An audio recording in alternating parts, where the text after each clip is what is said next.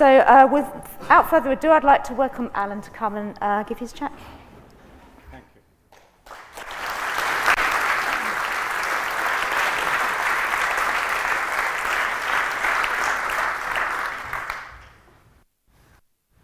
Thank you. You all understand that we face the greatest danger ever in our species' lives. And this is biodiversity loss, desertification over most of the world, and mega fires now burning and culminating in climate change. These are feeding on each other and spiraling out of control. Science is logical.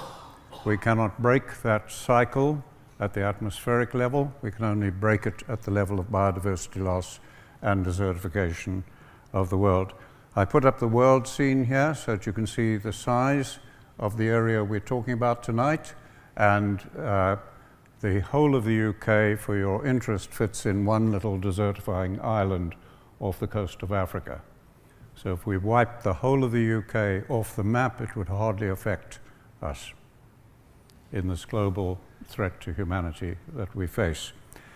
Now, an Oxford think tank some years ago published a paper on the greatest dangers to the human species, and one wasn't climate change. I read it with great interest, and their reasoning was that some parts of the planet will still be inhabitable. That means billions of people dead, our cities failed, and tragedy beyond imagination for us. In this problem, the biodiversity loss, desertification part of it that we'll be discussing mostly tonight, agriculture, which is not crop production, but is the production of food and fiber from the world's land and waters. All right, agriculture is probably playing a bigger role than even fossil fuels. Now, I became aware of the magnitude of this problem in the 1950s in Africa, and it was because of the biodiversity loss, think of these as dead canaries in the mine, that I was experiencing in Africa on land that we were setting aside as future national parks, and you can see the terrible extent of it. And where I live in Africa, surrounded by 30 national parks, they are our worst examples of biodiversity loss, desertification, contributing to mega fires and climate change. Now, we could not blame this on livestock because there were none. There was tsetse flies. We could not blame this on poaching because poaching doesn't cause habitat destruction. We could not blame it on corruption. We could not blame it on corporate greed. We could not blame it on capitalism, colonialism, slavery. I'm just going through the things people have been blaming. We could not blame this on anything. This was under the best of management that the Western world knows how. This was under the policies of World Wildlife Fund, IUCN, Nature Conservancy, all the big environmental organizations of the world. Now that changed my whole career, and I began working on this problem. Now, our belief at the time of all scientists, and had been for 10,000 years and come into science, was if animals are on the land and it's being damaged, there's too many animals. So like all scientists, I proved our beliefs very easily. I was working with some of the world's top ecologists, Sir Frank Fraser-Darling, Professors Mosman, Dasman, etc. at the time, and I did the research and proved that this habitat destruction we were seeing in these national parks, this is all habitat destruction. That's my grandson on the banks of a river, the Zambezi National Park, which used to be reed beds and birds and reptiles and everything in my youth and had been for millions of years. So when we were looking at all of this destruction, this was the granary of New Mexico, an irrigation-based civilization. This is an American national park. The weather hasn't changed, climate hasn't changed yet, and yet we're looking at this terrible destruction. This is California, so it's a global problem, as I say, that we're facing. Now, I proved that there were too many elephants, so we had my work peer-reviewed, checked by teams of scientists. We all agreed, And my government went ahead and shot 40,000 elephants to bring their numbers down to the level the land could sustain. We were wrong. It got worse. Of all the hundreds of scientists involved, I was the only one that stood up and said, we were wrong. We screwed up. To this day, no other scientist has admitted to error. I then found that the Americans had made the same mistake, done the research. They believed the Navajo sheep were causing the desertification. They had done the research, proved that the sheep were, if they were removed, it would stop the problem. They went ahead and shot 20,000 Navajo sheep, and the desertification got worse, and their research plots turned to desert. So they made the same blunder as I did. Now, what was going on here was not happening in other parts of the world, like the UK, the green parts, etc., like Costa Rica, where biodiversity was returning in national parks. We were seeing the opposite. Now, the reason for this was because of a problem called oxidation. In the green parts of the world, which is a very small part of the world, the roof, as you see on that building on the left, is biologically turning into a community. The roof of my home in Africa, after many years, is just chemically breaking down. It's not even a biological process. So we've got two different processes going on, and the cycle of life, birth, growth, death, and decay, has to be sustained. And the decay part of that cycle is as important as the birth part of that cycle. Now, with this happening, these are national parks in America. One is the Aldo Leopold Memorial Forest, and you can see the bare ground, the desertification, the oxidation occurring. With this going on, I accidentally observed some sheep behavior changing during a snowstorm. And I realized, oh my God, the moisture and the microorganisms are in the gut of the animals, and that their hooves and their gut can deal with the oxidation problem. Now, that was an amazing discovery, and again, I had proved wrong because I was more anti-livestock than George is. Made him look mild compared to what I was as a 20-year-old. Now, how were we to do it? I suddenly realized livestock can solve this problem, but how to do it? We'd had 10,000 years. Every single way humans had ever run livestock had led to biodiversity loss and desertification. Then we'd had the last few hundred years of range science, modern science, fencing, and accelerated the process. So it had been slower under pastoralists, faster under scientists. I realized that some sophisticated planning process was needed to deal with the extreme complexity of wildlife on the land, livestock on the land, alternative uses on the land. Oh, I'm going to have to carry on. I'll be as quick as I can. I found that what I was looking for, not in any profession, but in the military. And I looked at how Britain had, since the Battle of Hastings, dealt with extreme complexity in the military. And I purely cribbed the technique from Sandhurst of how they planned in immediate battlefield conditions.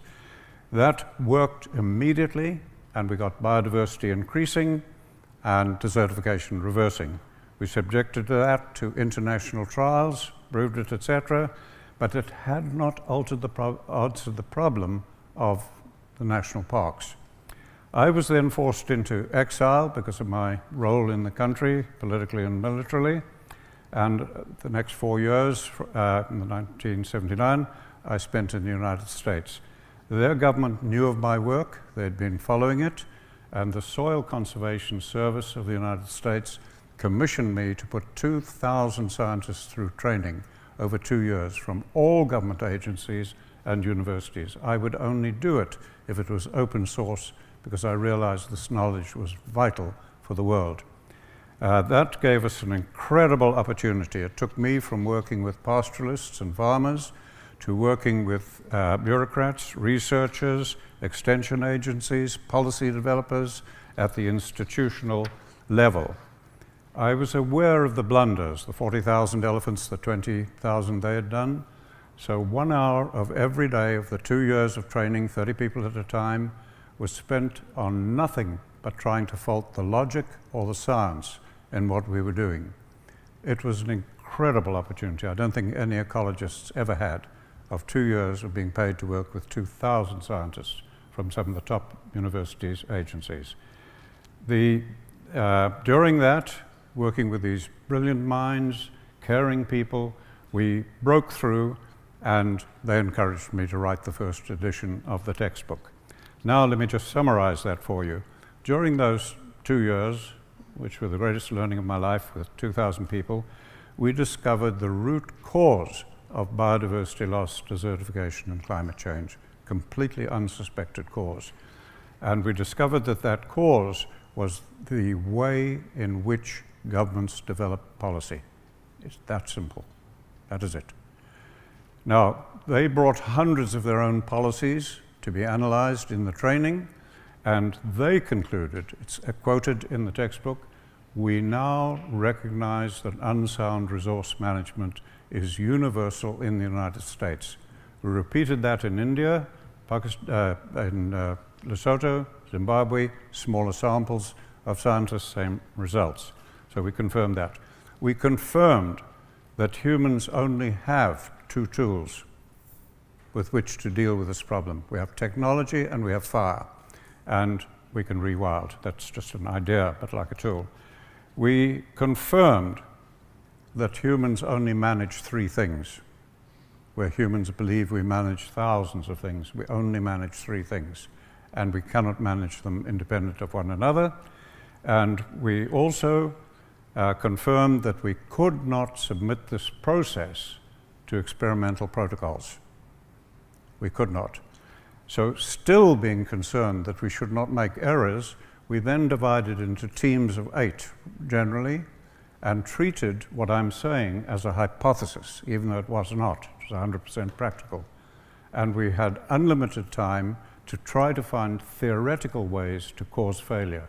On average, the teams gave up in 4 hours. And we could not even theoretically cause failure. So we reasoned from that then, in practice, we're unlikely to. And so far, we haven't. So that's where we were. Now, to shorten this debate, I hope you'll agree, let's not talk about carbon from fossil fuels. We agree they should be out. I'm going to propose that we assume that the world's soils can absorb no carbon, so that we don't discuss carbon. It's a side issue. I'm going to assume that cattle don't put out the amount of methane they do. They put out 20 times as much methane. I'm going to take it as a given, an assumption, so that we don't waste time discussing methane. I'm going to assume that every human becomes vegan. We never kill another animal, never eat another animal. We leave them to die in nature and be eaten by vultures, so that we don't have to discuss these side issues and we can focus on the problem. So my contention in this debate is that we need to address the cause of the problem.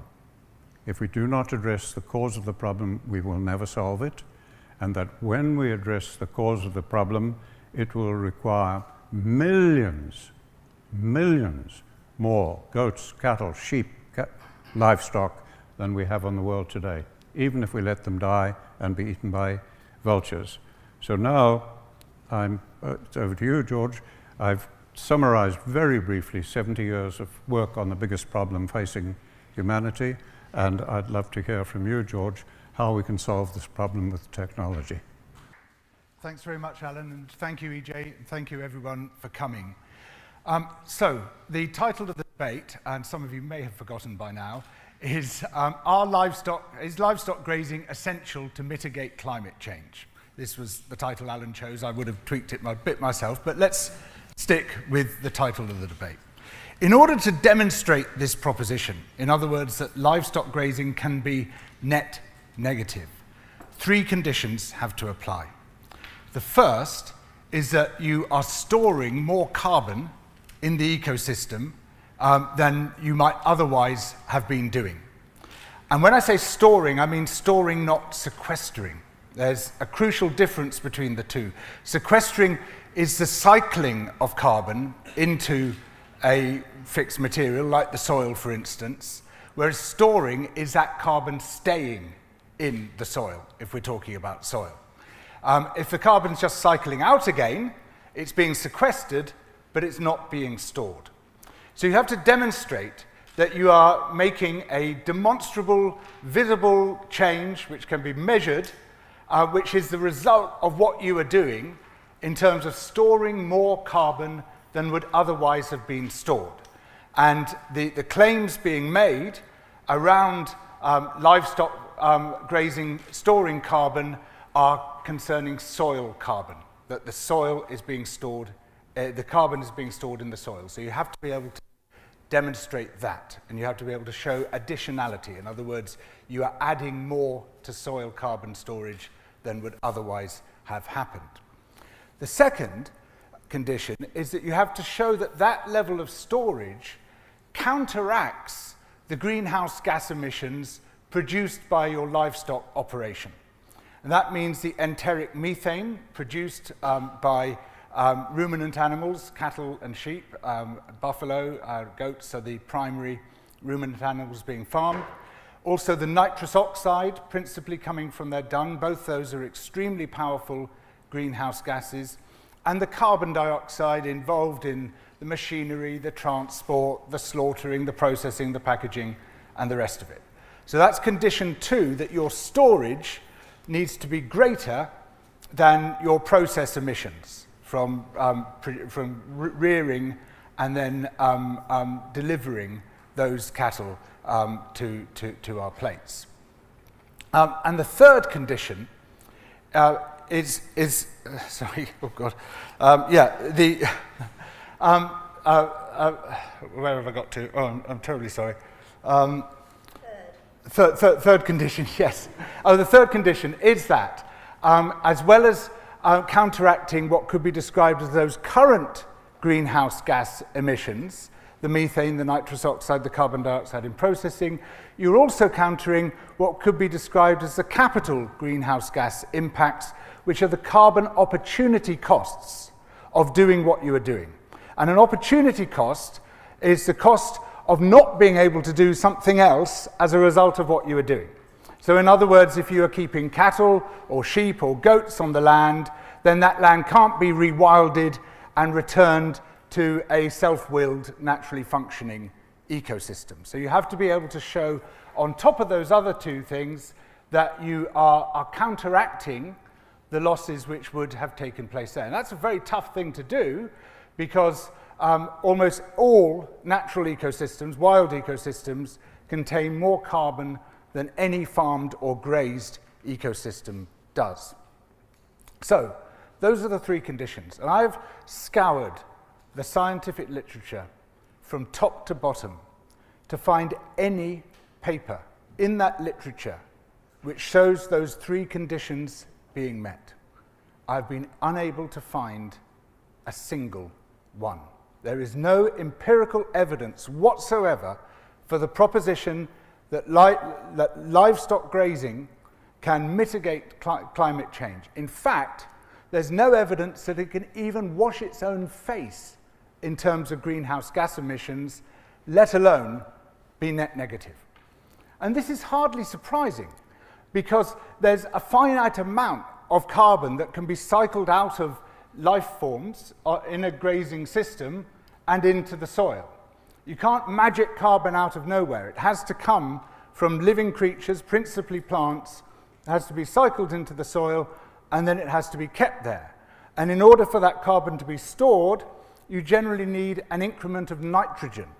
In other words, more nitrogen than is already found in your system, because soil organic carbon complexes are quite rich in nitrogen. There's what's called a stoichiometric relationship between nitrogen and carbon in those complexes. Without the carbon, you can't get without the nitrogen, you can't get the carbon storage. So where's the nitrogen going to come from? Well, if you apply extra nitrogen, you release more nitrous oxide, which is a powerful greenhouse gas, so you're likely to counteract that. And there are hard physical limits on the amount of carbon that can be drawn down in the soil, and those are set by the potential of that ecosystem for recovery, effectively. Because natural ecosystems, wild ecosystems, in almost all cases are richer in carbon. As the great soil scientist Ratan Lal points out, the maximum drawdown of carbon you can have in an ecosystem is the amount of carbon that was lost from that ecosystem when it was converted into an agricultural system or a grazed system. So it's not just that there's no evidence for the proposition, it's not even plausible. There's no mechanism for the proposition either. In order for this proposition to be true, you have to rely not on natural processes, but on magic. In fact, there's loads of contradictory evidence showing that grazing livestock systems are a major net loss of carbon into the atmosphere. That there's been several recent papers showing that when livestock are removed from the land, permanently removed from the land, that land begins to sequester and in some cases to store more carbon than was otherwise there. And this is even more the case when we're talking not about systems which were previously grasslands, but systems which were converted from forests into pastures. So for instance, here in the UK, the government's Climate Change Committee estimates that if you were to allow those pastures to revert to woodland, which many of them once were, you would be sequestering below ground, or rather storing below ground, as it says, 25 tons of carbon per hectare. And that's not to count the above ground carbon in the trees and the other vegetation which would be returning. So what the scientific literature shows, unequivocally and without exception, is that the opposite applies. Far from livestock grazing helping to mitigate climate breakdown, it actually accelerates climate breakdown. But hang on, we've seen the photos. Surely those prove that greenhouse gases are being sequestered. I mean, I noticed that Alan didn't actually talk to the theme of the debate hardly at all, but we've seen these photos on many occasions, particularly in his famous TED Talk, which shows this is the before and this is the after. This is what happens without cattle and sheep, and this is what happens when they're introduced. So what are we seeing here? Well, it's a very good question, because these photos are typically unlabeled or mislabeled. And in fact, there were a couple of investigations of those photos which showed there'd been the claims being made for them were actually the complete opposite of what those photos really showed. That places which had been devastated were places that had been heavily grazed by livestock, and places in his photos which showed the recovery of vegetation were places where those livestock had been permanently removed. These points have been made to Alan time and time again. It's had an enormous amount of play, the claims that he's made. And those claims, as a result, have been examined repeatedly by scientists and debunked repeatedly. Not just that there is no evidence for the claims, there is now a very powerful major body of evidence showing that those claims do not stand up. There are several words that we use for what happens when people make a claim for which there is no evidence, or even more, make a claim for which has already been debunked. One of them is pseudoscience. One of them is mumbo-jumbo. One of them is woo. But perhaps the most appropriate one in this case is bullshit. Now, as it happens, livestock grazing is one of the foremost drivers of both greenhouse gas emissions and climate breakdown, and of ecological breakdown. A recent paper in the journal Sustainability estimates that livestock produce between 16.5% and 28% of the world's greenhouse gases. You'll note that's an enormous range, but that's because we need a great deal more investigation of exactly what's going on in these systems. But what we know is already they are highly damaging. Even if you take the absolute lowest range of that estimate, lowest estimate in that range, 16.5%, that's more than all the world's transport emissions. We also know that grazing livestock are far more damaging in terms of greenhouse gas emissions than intensively farmed livestock, horrendous as those are. There are two reasons for this, partly because grazing livestock tend to be ruminants, cattle, sheep, goats, etc., which produce a great deal of enteric methane, which is a very powerful greenhouse gas. In fact, its residency time in the atmosphere now seems to be increasing as a result of the impacts of global heating, making it a still more powerful driver of climate breakdown. Around 30 to 40% of all the methane produced by human activities on Earth comes from livestock. But also, grazed livestock grow more slowly and eat more roughage than livestock which are kept in these horrendous intensive conditions. As a result of that, too, they produce more methane and more nitrous oxide. So the worst possible food product of your greenhouse gas emissions is the products of grazed livestock. In other words, pasture-fed or grass-fed beef. And that's that's before we get to the massive carbon opportunity costs. One study suggests that if we all went vegan overnight, we would draw down and rewilded the land which was spared, we would draw down sufficient carbon to counteract 19 years of the world's fossil fuel emissions. And then on top of that, there's enormous ecological costs as well. Livestock farming, particularly grazing, is the major driver of ecological destruction on Earth. It's causing 3 times more deforestation than palm oil is causing. And in some of the most biodiverse places on Earth, in Madagascar, in Ecuador, in Colombia, in Myanmar, in Brazil, in Mexico, in Australia, it's having absolutely devastating impacts. So any story which says it's good to be farming these livestock, it's good to be eating these livestock, is a story which justifies among the most devastating processes on Earth. It is climate science denial. And this variety of climate science denial has grown legs because it is backed and weaponized to a massive degree by some of the biggest corporations, the most deadly corporations on Earth. McDonald's, General Mills, JBS, the Murdoch network have all been pushing this story that livestock can sequester carbon and help solve climate breakdown. The story is false. When you make a grand claim, such as this one, that livestock can mitigate climate change, either you produce the evidence for that claim, or if you cannot produce the evidence, you withdraw the claim. The evidence has not been produced, the claim does not stand. Thank you. So, Alan, I think just to follow up, it'd be quite interesting from both of you to get an understanding of what you feel counts as evidence. So you said that as part of your process, it was agreed by the 2,000 scientists that experimental science was not the way to address this problem. And maybe you could expand on that a little bit. Yes, I will. The Allied leaders won World War II. What did they do? They just had superior planning processes and they used all available science. The holistic management framework that 2,000 people helped me to develop, all right, uses a planning process that is totally new to us, a new way of making decisions that addresses the cause of the problem, and it crosses all disciplines. It uses all available science. So it is not anecdotal that World War II was won by the Allies. You cannot submit it to experimental process. You cannot express any management process, military or anything else, to experimental protocols. We all acknowledged that.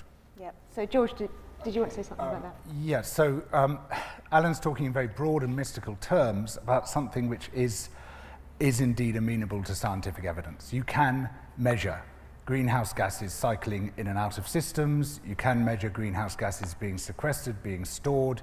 You can measure the balance of greenhouse gases. In fact, there have been a number of studies in which the Savory Institute has collaborated. But even those do not meet the conditions which are necessary to meet if livestock grazing is to mitigate climate change. Unfortunately, this is a response which Alan has made many times, which if the science does not support the method, it's not the method that's wrong, it's the science that's wrong. I mean, you're on record as saying the scientific method never proved anything. And that you have, she says, right, and that and basically that peer-reviewed studies can't be trusted. What else do we have? We have to measure.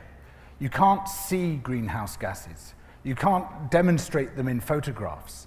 We have to be able to demonstrate through the scientific method whether something is working or not. And it's all very well talking about World War II. That doesn't get us anywhere towards the resolution of the question of whether livestock grazing can store more carbon and more greenhouse gases than it actually produces. That's the question which we're debating tonight, a question I'd really like us to continue to focus on, and that is a question that can only be resolved by scientific inquiry. There is no other way of doing it. We can just move on to the kind of ecological Well, outcomes that we you're... focus on the problem, because George has asked us to, and I Yeah. said, please, let's assume no carbon can be absorbed so that we don't rearrange the deck chairs on the Titanic. Let's assume cattle put out 20 times the methane. Let's assume we're all vegan. Put those aside. Let's not waste time talking about them. Now, how will you deal with oxidation over billions of tons of vegetation every single season over 2/3 of the world's land using technology or fire? Fire is rapid oxidation. The only other idea humans ever developed, and that's 10,000 years ago, was what you're calling rewilding. About 10,000 years ago, we developed the idea of resting the environment to recover. Probably came from pastoralists trying to rest the ground, or from crop farmers trying to rotate. And when we 2,000 scientists trained, I got them, I said, I don't care what university in the world you're trained in, what field you're trained in, I want you to just write every single tool you were ever trained to use in any profession. And then we broke them down into categories, and it was fire and technology.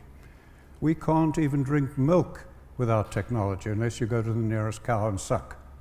We can't even drink water without technology unless you go to the river and drink. So You're a tool using animal. Yeah, let's focus again on the outcomes. So what kinds of outcomes are you looking for from the kinds of management that you do? I'm looking for a way of stopping what you saw up here, terrible biodiversity loss in the United States, Australia, China, all over the place, except here, where we are rewilding, as you're calling it. We're using all of the available knowledge. What is causing that problem is the way that we develop policies. And nobody is asking and saying, well, how do we develop policies? You see, we don't even ask the question. Could you ask the question then? How do we develop policies? What we discovered with that group of people was that where we believe we develop policies dictatorially, democratically, scientifically, we found that all governments, whether democratic, whatever, whether integrated scientific teams, do it exactly the same way. We have a problem, we're meeting a need, a desire, or a problem. That is the reason for the policy, it's also the context. And then we bring in experts and scientific experts, and they advise us. We have pressure groups that advise, vested interests that advise. We ask stakeholders to do so. We put together integrated scientific teams, all right? And we develop the policy, and they have adverse results.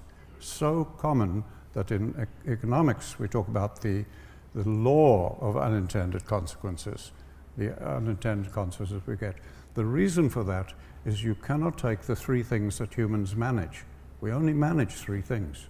We manage humans and institutions. I can't make a pencil. I can't make a toothbrush. None of you can. We make it through a corporation. Everything we do is at scale. So we manage humans, and then we have to finance the organization. So we manage the economy. And through those, we manage nature to produce music, art, literature, buildings, food, milk, cheese, wine, computers. Everything humans do that sustains civilization, we make or produce. So, George, I'd quite like to shift to scaling, perhaps. So we have local management, local outcomes, and then we have a global food system. So how do you think that it's best to move between those local and the global in these kinds of issues? Because you were talking very globally, I guess, and Alan talks quite locally. You can measure it locally, you can measure it globally. I'm finding Alan's response is extremely frustrating. It's just waffle. This has got nothing to do with the question at hand. It's a straightforward question in this debate. The title of the debate is, and it's Alan's title, he proposed it, is livestock grazing essential to mitigating climate change? Either we can demonstrate that or it's not. And these rambling anecdotes about art and music are wonderful. I love art and music.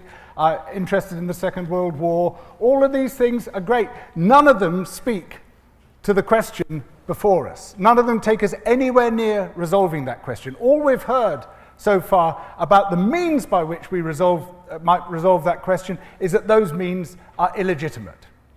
The scientific process is illegitimate. Experimentation is illegitimate. Perhaps I could ask you a couple of simple questions. How do you measure greenhouse gases in the atmosphere? Many different ways, and they're being measured. Do you use the scientific process? And how do you measure them in living systems? Finish, please? Well, yeah, Carbon in living systems. Kind of take Can it I down. finish? Go on then. Yeah. All of our team, when we did this, said we can measure the results. We've been measuring the results. There have been papers that have measured the results. I'll give you two right away that you know about because you researched them. Deb Steiner and her co-workers at Ohio State University, they monitored the first American ranchers to start managing holistically from California to Florida, and they found that biodiversity increased on their farms immediately, all except one farm, and they found that they increased their profit by 300%. Over the same time, 600,000 farmers went bankrupt, and suicide was the leading cause of death in the same economy. That was measured result. It's published. There was another. So you do accept the scientific method another by in some Keith Weber circumstances? at Idaho State, NASA-funded study with lots of equipment, and we took terrible land. I warned Keith not to expect statistic results within 5 years. They got highly significant statistical results in the first year just by changing the management. That's all we did.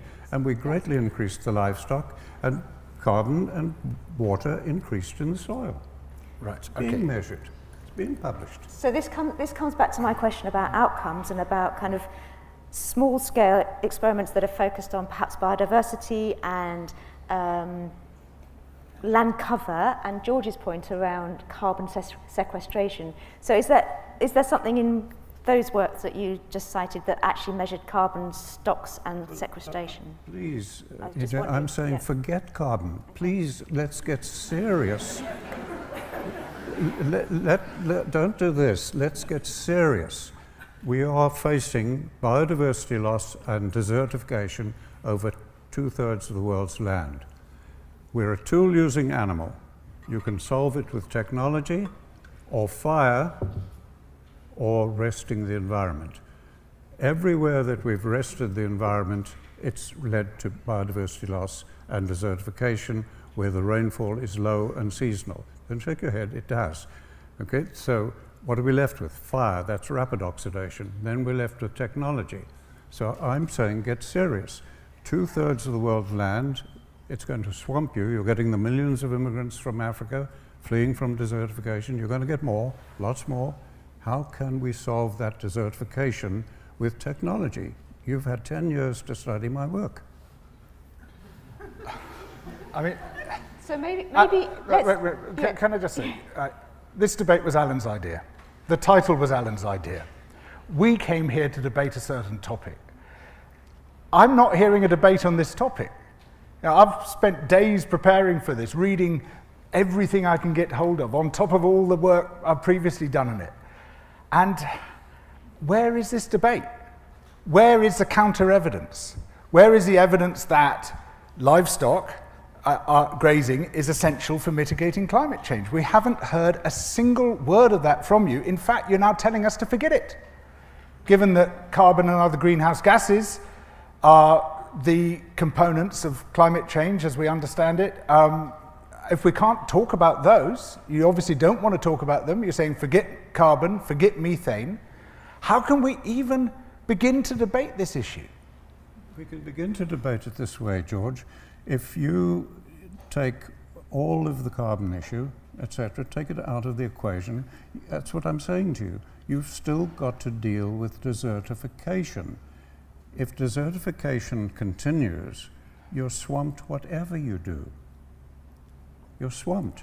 Biodiversity, desertification, mega fires are all happening because of oxidation being the breakdown process over most of the world in the absence of enough herbivores with the moisture in their gut.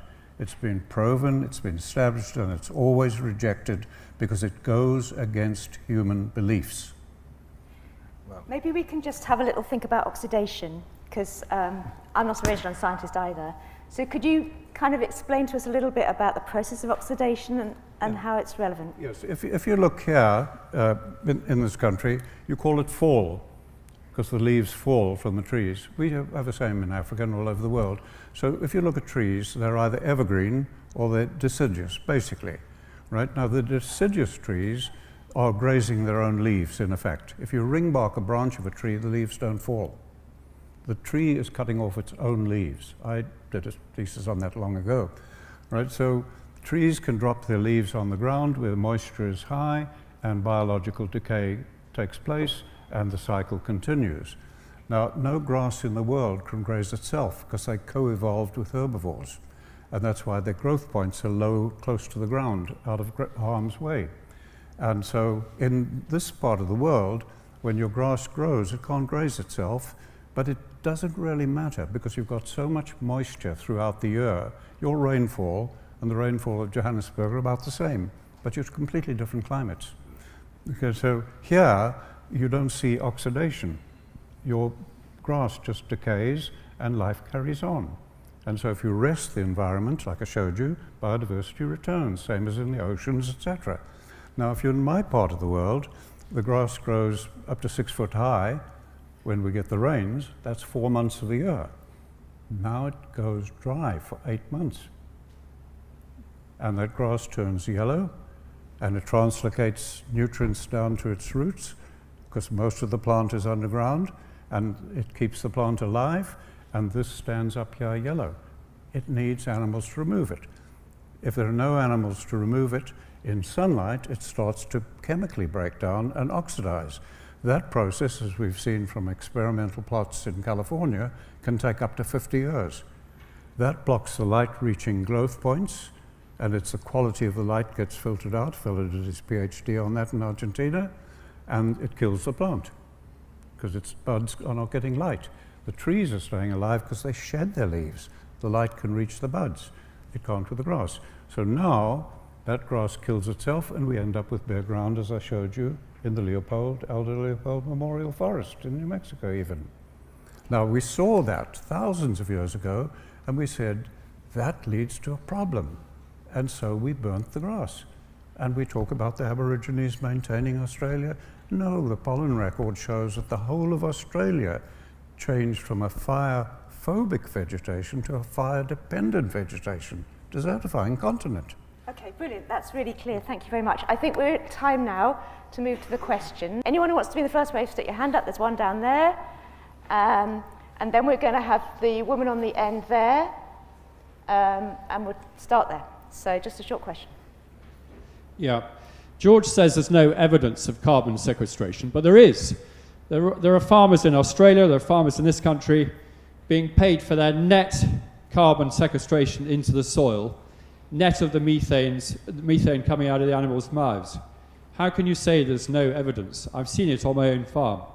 Great. And then the next one along is the woman with the glasses. Hi, I've read a few of the studies produced by the Carbon Cowboys, which I think is probably an appropriate name, in America about how adaptive multi-paddock grazing supposedly stores more carbon in the soil.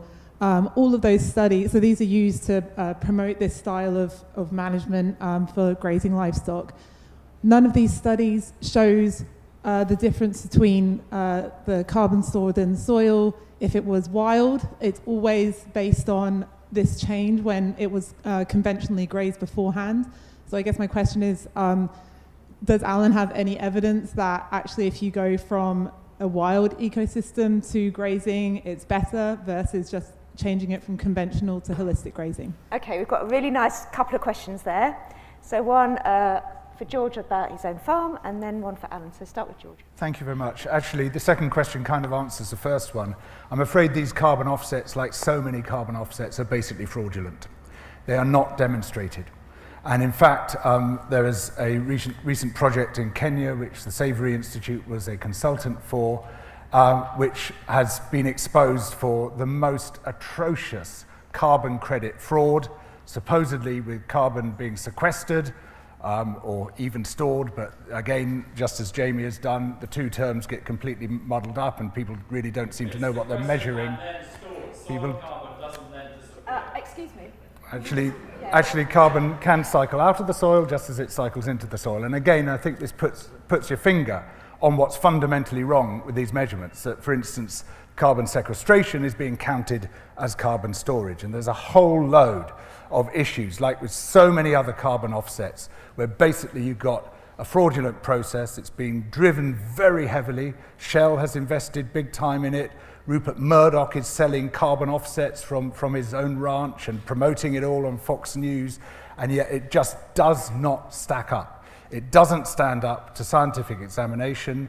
The controls are not being conducted to show what would happen if you weren't doing this, so you're not proving additionality, which is absolutely crucial in any offset claim.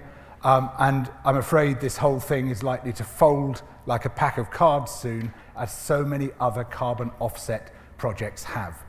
If you are buying carbon offsets in a cattle ranch, you might as well be buying carbon offsets in a coal mine. Okay, great. Alan? Well, it's very hard, I've found over many years, to get humans to focus on what matters. It's almost impossible.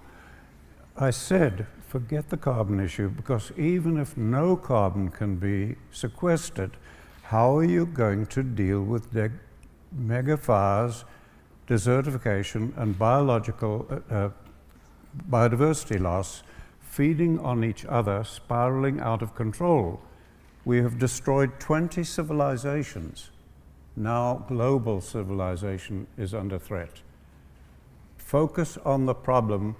This carbon debate is rearranging deck chairs on the Titanic. Thank you. I came here, I was hoping to have a good argument against George Monbiot, but actually I think I agree with him. I'm not sure what we've been talking about this evening. It's a bit disappointing. A couple of figures and then a question. Both of these may be subject to fraud. The government.uk website from a couple of years ago estimates that converting land to crop results in the release of 12 million tonnes of carbon emissions, whereas converting to pasture is responsible for storing or sequestering 9 million tonnes. The Columbia Climate School estimate that soil has lost 50 to 70% of the carbon it once stored. But either way, given that Alan actually doesn't seem to want us to talk about any of that, something that we're missing from this discussion, as well as saving the world from climate change, how do we feed it? And how do we feed it if we eliminate an entire food group from what we're allowed to eat?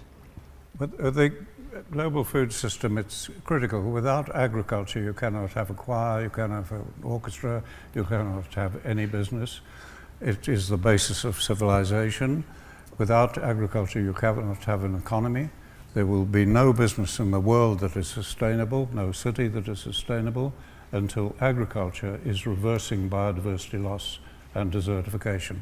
It is absolutely critical, and that's what I'm talking about. We need to do that, and the reason that agriculture is the most destructive industry in the history of the world, in all countries, the United States more than anywhere, is because of the way governments are developing policies. I had to be president of a political party before I learned that. So there's a study in Science, for instance, which shows that if we were to switch to a plant-based diet, we could release about 78% of the land from agriculture. In other words, you could have a massive opportunity for rewilding the planet. And I think we've got to the point now where that gives us just about the only remaining option for preventing the sixth great extinction, and indeed for drawing down much of the carbon dioxide that's already been released into the atmosphere. what it found is that not only do you cut out the huge amount of land, the vast majority of farmland, incidentally, which we use for raising animals, but you would also manage to reduce your arable land area by 19% because we wouldn't be growing the feed that animals need, the animals that are farmed intensively. And we would, when we eat that food directly, we require far less growing in order to produce it. Now, of course, most people aren't yet ready to make that transition, sadly.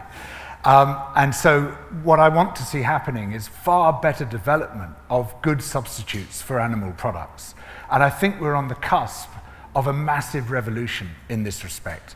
Because for 12,000 years, we've been perfecting, or at least pushing to the limits of efficiency, the farming of multicellular organisms, of plants and animals. But we've scarcely begun to develop the farming of unicellular organisms, which has a truly vast potential to feed the world with absolutely minimum environmental impacts.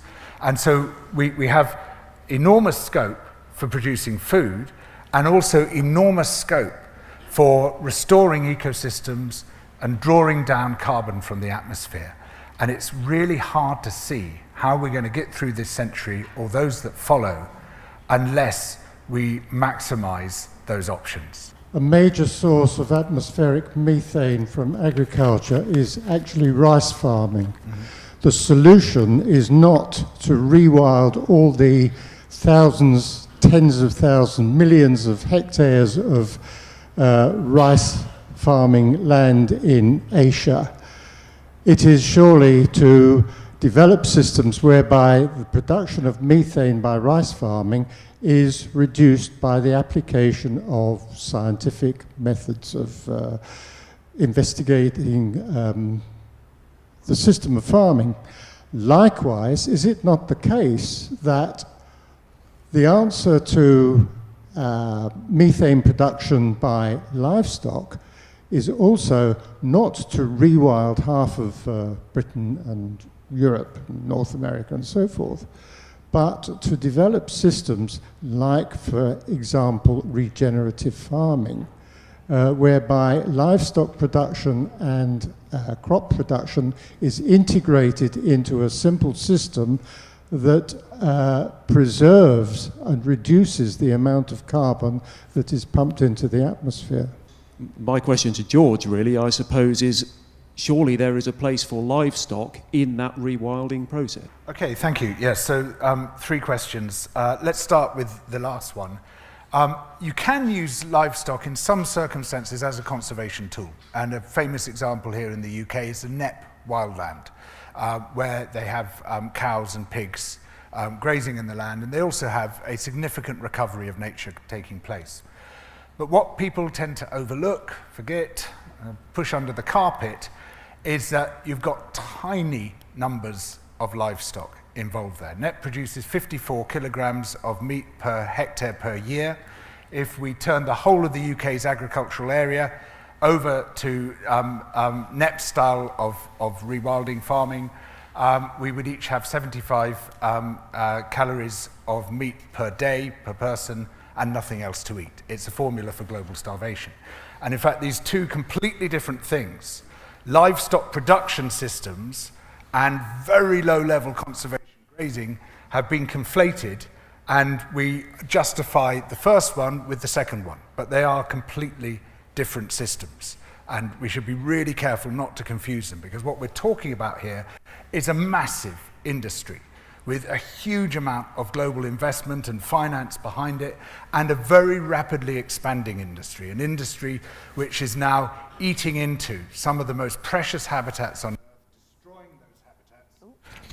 Earth, destroying those precious habitats, being driven above all else by the demand for grass-fed beef. That's the thing which is the greatest driver of habitat destruction on Earth today, and the productive system cannot be reconciled with the protection of natural ecosystems. On the question of grassland, so the reason why grassland has a greater potential than forest for sequestering carbon is there's a lot more grassland on Earth than there is forest. That's what the... No.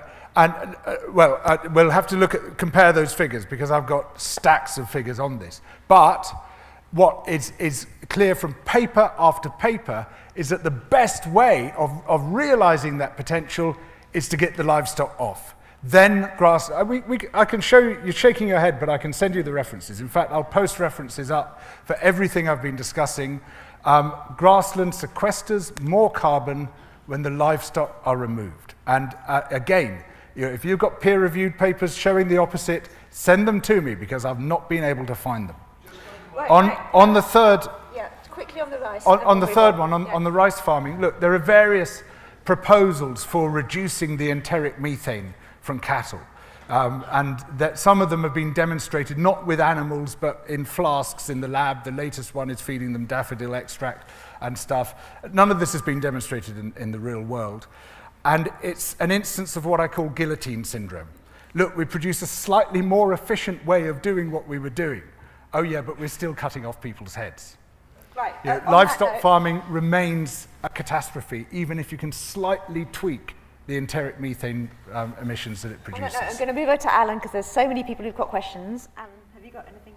Well, I just add a couple of things. I'm not going into the carbon debate because it's rearranging the deck chairs, other than to just remind you that the great grain-growing regions of the world are former grasslands and not forests, because forests are part of the ambient carbon cycle and grasslands are part of the sequestration. It's as simple as that. And, now, we still are avoiding the problem all the time. Unless you deal with the cause of a problem, you cannot solve it. If I've got a headache, because Jodie, my wife, is hitting me on the head every hour, it's no good me taking aspirin.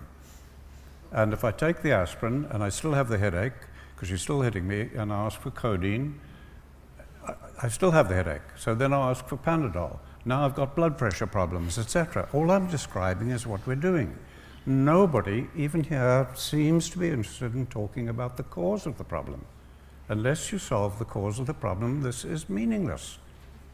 Okay, so, great. And none of this is there. Yeah. If I could just please add just this briefly, here. yeah, we've got a forest of hands, but go for it, yes, please do. Yes.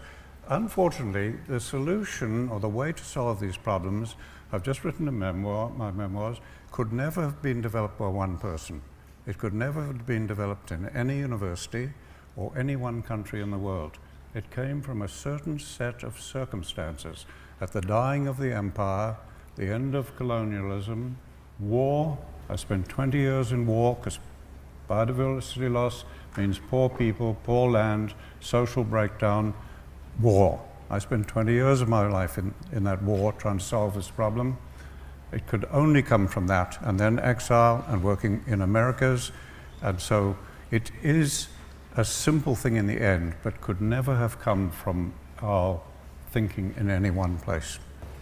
Hi, so I really appreciate kind of the what you just said, Alan, about you can't treat the problem without addressing the cause.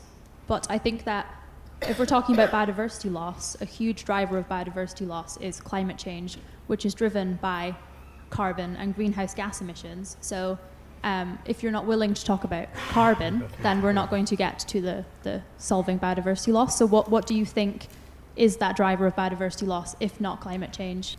Question for George. If we're thinking about cellular agriculture, all these kind of new, different ways of making calories, basically, for the world, they're all very capital intensive, and they take away power from people currently working potentially in small scales on the land and give it to people who already have a lot of money and can afford to pour that money into research and then owning machines. Do we just have to accept that redistribution of power, even greater centralization of power, to solve our problems, or is there a way around that? I'm going to suggest something I don't think either of you are going to like. I think you agree with each other. I think you've both identified the problem as the combination of policy context and its interaction with how we farm. And I think you both think that the solution is biodiversity gain and healthily functioning ecosystems. George, I don't think you've really addressed whether rewilding will work on the arid plains of Africa, unless with large herbivores grazing, which at that point, is it any different to livestock management of grassland. And Alan, I don't think that you've shown that livestock grazing will increase biodiversity everywhere. For example, I don't think you've shown that it'll work in the UK. I think you've found the same problem and the same solution, and that you're proposing getting from one to the other in completely different places with completely different solution, like ways of getting there. I think you agree with each other.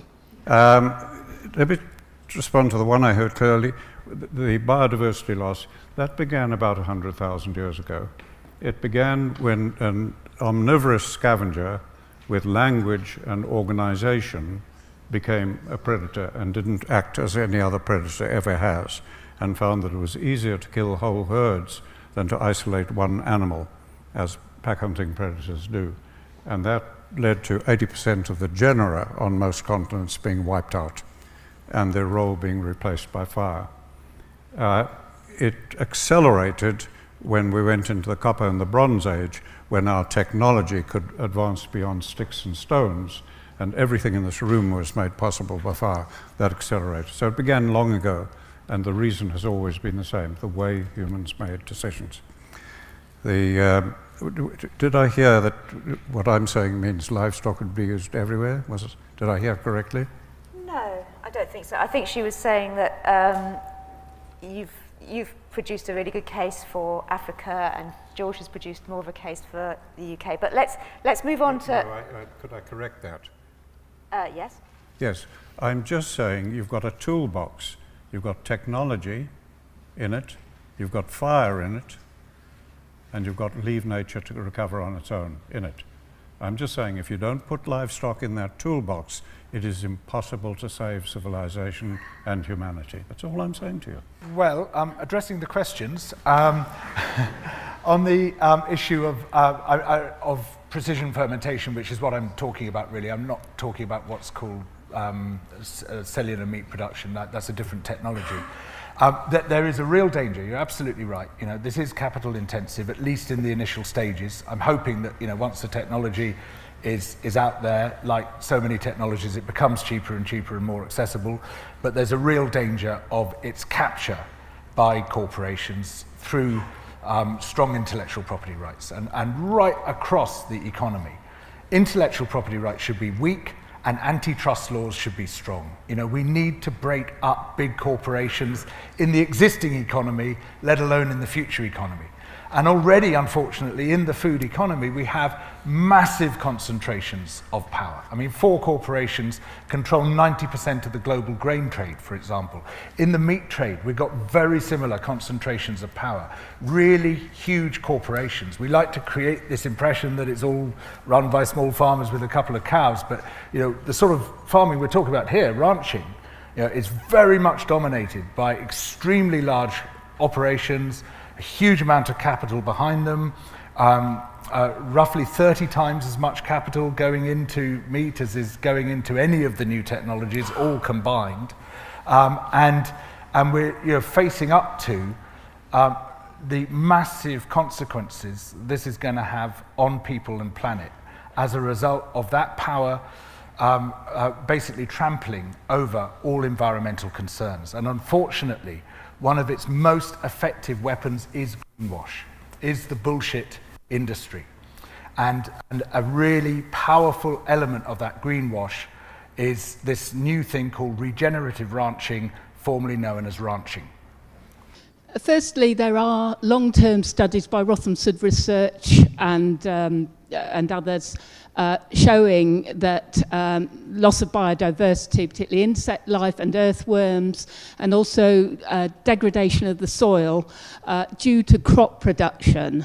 And if you lived in the east of England, as I did for many years, in Lincolnshire and the areas around there, the main crop production region of the country, and I worked there as an agricultural advisor, you would see that it's crop production that causes the problem. I noticed that George likes to live in the west of the country where all the livestock and the grass is, rather than Spalding in Lincolnshire. And the question is, we've seen that the removal of livestock from the east of England since the Second World War has been the cause of the degradation of the soil and the loss of biodiversity, and particularly the pesticide use in this country is almost entirely on crop production, and this is causing the problem. The other thing I'd like to just ask is George is saying that there is evidence that the livestock sector, which is of course a completely nonsense term, it's more than the emissions from the transport sector. We know that those reports, the whole life cycle analysis, are entirely flawed, and that's been pointed out by many people like Professor Ian Scoones at Sussex. There are no whole life cycle analysis of crop production. What they do is they siphon off the fossil fuels used in transport of crops and also the fossil fuels. Really so and there is no real evidence. So George mentioned about the. Can we move to question? Sorry. Yeah. So there is. So what evidence? So I'm asking George that there is that evidence, and there is. If you please provide a whole life cycle. The IPC does not provide a whole life cycle for crop production that includes transport, fossil fuels emissions, and also the fossil fuels used in, farmers are using lots of fossil fuels for crop production. Thank so you. It's the All right, evidence. so is there a whole life cycle comparisons assessment of for livestock crop production is the question. This is a question presumably for George. If you take away the animals, you're stopping the cycle of their waste entering and fertilising the soil. And the microbes in your waste, there are more, and the rotten plants, the waste that you get from them, you'd have better and healthier plants by using the waste made from animals. I'll be as brief as I can. First of all, yes, we need to produce fewer crops. We need to cut back on crop production. By far and away, the best way to do that is to stop growing crops to feed to livestock. Almost half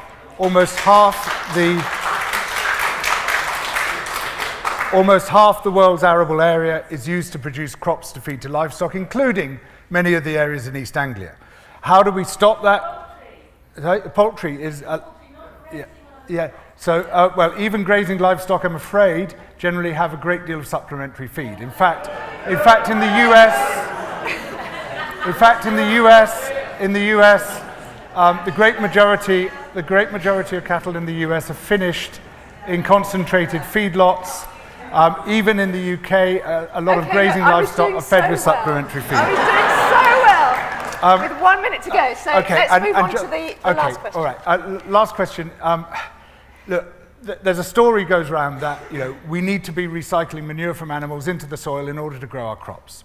And I can quite understand where that story comes from, but a recent study shows that the nitrogen losses from manure are 37% greater even than the nitrogen losses from artificial fertilizer. This system is absolutely devastating in terms of both eutrophication of living systems and in terms of nitrous oxide emissions. And it has to be continually plugged by donations of nitrogen from elsewhere. If you look at the Soil Association's organic standards, they allow arable farmers to bring in manure from conventional farms in order to plug that nitrogen gap. In other words, they're using artificial Haber-Bosch nitrogen, and they can use it as long as it's gone through someone else's animal first. There's a huge raft of issues here, which we're just not focusing on. We're focused on the pretty pictures. We're focused on the stories. We're focused on what we want to hear. But we have to focus relentlessly on the numbers, on the science. These huge issues, like the issue we were supposed to be debating tonight, can only be resolved by scientific evidence. If the evidence is not there, you cannot make the claim. Thank you. As I said at the beginning, if we all became vegan, manufactured meat, etc., expect a lot of troubles. Right across North Africa, up into China, Mongolia, Australia, etc. We've got millions of people. 95% of the land can only feed people from animals. We can't plant trees. The rainfall's only 200, 300 millimeters of rain. You're going to get millions of immigrants, so expect the tide if we do that. We're not addressing the cause of the problem, so expect a lot. Everything George expressed of concerns, I share his concerns, but he was expressing symptoms of current policy. And he opposes changing the way we develop policy so that we don't discuss those symptoms and we solve those problems. At the moment, all policy is developed to meet a need, a desire, or address a problem. You cannot reduce the cultural diversity, our economic diversity, and nature diversity to that. So when we do it differently, we use a new concept. It's not in any branch of science. It's not in any religion in the world. It's not in any philosophy in the world. It was the hardest thing for us to discover. What could be the context for a policy? We will always have the same reasons for the policy. And if I might read you out the generic one I use, it'll give you an idea, right? And if you can relate to this, I've found people in India, Yemen, everywhere do. Instead of having the problem be the context for the policy, it would become something like this. We want stable families living peaceful lives in prosperity and physical security, while free to pursue our own spiritual or religious beliefs. Adequate nutritious food and clean water, enjoying good education and health, in balanced lives with time for family, friends and community, and leisure for cultural and other pursuits, all to be ensured for many generations to come on a foundation of regenerating soils and biologically diverse communities on Earth's land and in her rivers, lakes, and oceans, and to have a good attitude, being open, tolerant, not judgmental, honest, respectful, to ensure mutual respect and support in team humanity as we learn to live with ourselves and our environment in harmony. This is the greatest war ever fought, and it's the last war ever fought, to learn to live with ourselves in harmony and with our environment. And I am all for stopping these sort of arguments and just concentrate on the cause and unite team humanity. Because every time I point a finger at you, there are three pointing back at me. Every one of us is part of this problem. I do not know you. I'm meeting you for the first time. I know one thing about you, and I'm not a magician. I know how you made every conscious decision in your life. Now, how could I know that? Because every human does it the same way, and it is the cause of the problem. Just deal with that.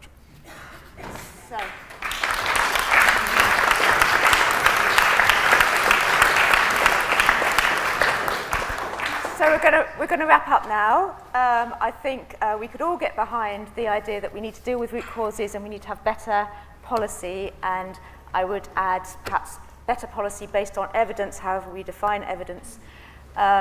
So thank you all for coming. Thanks for your questions, and thank you very much to Alan and to George for their contribution.